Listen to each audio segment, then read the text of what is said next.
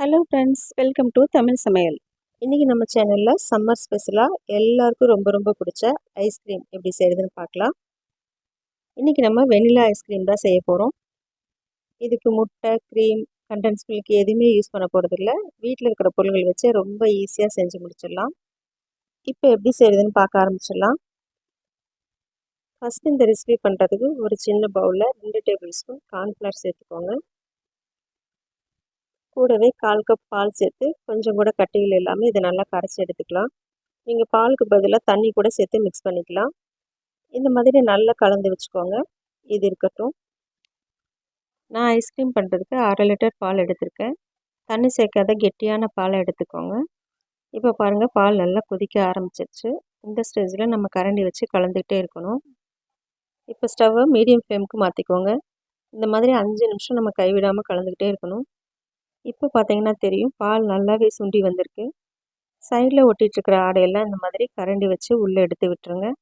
இந்த அளவுக்கு கெட்டியானதுக்கப்புறம் நம்ம கலந்து வச்சுருக்கிற கார்ன்ஃப்ளவர் சேர்த்துக்கலாம்.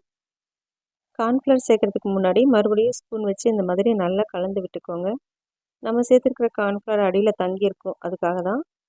இப்போ இதெல்லாம் சேர்த்ததுக்கப்புறம் உடனேவே நம்ம கரண்டி வச்சு நல்லா மிக்ஸ் பண்ணிக்கணும். கார்ன்ஃப்ளவர் சேர்த்ததுக்கப்புறம் பார்த்திங்கன்னா நல்லாவே கெட்டிப்பட ஆரம்பிக்கும். அதனால் கைவிடாமல் கலந்துக்கிட்டே இருங்க. இந்த ஸ்டேஜில் நம்ம சர்க்கரை சேர்த்துக்கலாம். நான் 1/4 கப் சர்க்கரை சேர்த்துக்கிறேன். இது கரெக்டான அளவாக இருக்கும். உங்களுக்கு இன்னுமே கொஞ்சம் ஸ்வீட் வேணும்னா இன்னும் 1-2 ஸ்பூன் சேர்த்துக்கோங்க. சர்க்கரை நல்லா கரையிற வரைக்கும் இந்த மாதிரி நல்லா கலந்து விட்டுட்டே இருங்க. இப்போ சர்க்கரையும் நல்லா கரைஞ்சிருச்சு. பாலும் நல்லா திக்காகி இருக்குது பாருங்கள். இந்த ஸ்டேஜில் நம்ம ஸ்டவ் ஆஃப் பண்ணிடலாம். இது ஆறினதுக்கப்புறம் பார்த்தோன்னா இன்னுமே நல்லா திக்காகிடும். பாருங்கள், இப்போ நல்லா ஆறிடுச்சு. எவ்வளோ திக்காக இருக்குது பாருங்கள். இப்போ இதில் வெனிலா எசன்ஸ் சேர்த்துக்க போகிறோம். 1 டீஸ்பூன் அளவு வெனிலா எசன்ஸ் சேர்த்துக்கோங்க. சேர்த்துட்டு நல்லா மிக்ஸ் பண்ணிக்கோங்க. நான் இதில் ஃபுட் கலர் எதுவுமே சேர்க்கலை. சப்போஸ் உங்களுக்கு வேணும்னா எல்லோ ஃபுட் கலர் கொஞ்சமாக சேர்த்துக்கோங்க. நல்லா மிக்ஸ் பண்ணதுக்கப்புறம் இதை ஒரு ஏர்டைட்டான பாக்ஸில் சேர்த்துட்டு நம்ம ஃப்ரீசரில் வச்சுக்கலாம். 2 மணி நேரம் மட்டும் ஃப்ரீசரில் வச்சு எடுத்துக்கலாம். நல்லா டைட்டாக மூடி போட்டு மூடிட்டு நம்ம ஃப்ரீசரில் வச்சுக்கலாம். 2 மணி நேரத்துக்கு அப்புறம் நம்ம எடுத்து ஓப்பன் பண்ணி பார்க்கலாம்.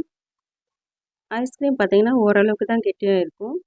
இப்போ இதை நம்ம மிக்சியில் சேர்த்து அரைக்கணும். அதுக்காக இந்த மாதிரி ஸ்பூன் வச்சு நல்லா கலந்து விட்டுக்கோங்க. பார்த்திங்கன்னா தெரியும், கொஞ்சம் சாஃப்டாகவே இருக்கும். இது எல்லா ஐஸ்கிரீமும் இந்த மாதிரி உடச்சி விட்டுட்டு நம்ம மிக்சியில் சேர்த்து அரைச்சி எடுத்துக்கலாம். நம்ம இதில் முட்டை, க்ரீம் எதுவுமே யூஸ் பண்ணாதனால இந்த மாதிரி அரைச்சி எடுக்கும்போது நமக்கு நல்ல சாஃப்டான ஐஸ்கிரீம் கிடைக்கும். இப்போ பாருங்கள், எல்லாத்தையும் சேர்த்தாச்சு. இதை நல்லா அரைச்சி எடுத்துகிட்டு வந்துடலாம். பார்க்கவே எவ்வளோ க்ரீமியாக இருக்குது பாருங்கள். இதை நம்ம மறுபடியும் அதே பாக்ஸில் சேர்த்துட்டு 8 மணி நேரம் ஃப்ரீசரில் வச்சு எடுத்தோன்னா நல்ல சாஃப்டான ஐஸ்கிரீம் கிடைக்கும். ஆனால் நான் 8 மணி நேரம் விடாமல் மறுபடியும் 2 மணி நேரம் கழித்து எடுத்து திரும்ப ஒரு தடவை மிக்சியில் சேர்த்து அடிச்சுக்க போகிறேன். அப்போ இன்னுமே ரொம்ப சாஃப்டான ஐஸ்கிரீம் நமக்கு கிடைக்கும். இப்போ பாருங்கள், மூடி போட்டு மூடிட்டு ஃப்ரீசரில் வச்சுட்டு 2 மணி நேரம் கழித்து பார்க்கலாம். இப்போ பாருங்கள், இந்த அளவுக்கு தான் செட் ஆகியிருக்கு. நம்ம சீக்கிரமாக எடுத்துட்டோம்ல, அதனால் இப்போ மறுபடியும் ஸ்பூன் வச்சு நல்லா கலந்துக்கலாம். இந்த மாதிரி 2 தடவை நம்ம மிக்சியில் சேர்த்து அரைச்சி எடுக்கும்போது நமக்கு ரொம்ப ரொம்ப சாஃப்டான ஐஸ்கிரீம் கிடைக்கும். இப்போ பாருங்கள், இது எல்லாத்தையுமே நல்லா உடச்சி விட்டு கலந்துக்கலாம். இப்போ இதை மிக்சியில் சேர்த்து அரைச்சிக்கலாம். இப்படி பண்ணுமான்னு யோசிக்காதீங்க. நீங்கள் இந்த மெத்தடில் ஒரு தடவை செஞ்சு பாருங்கள். உங்களுக்கு ரொம்ப ரொம்ப சாஃப்டான ஐஸ்கிரீம் கிடைக்கும்.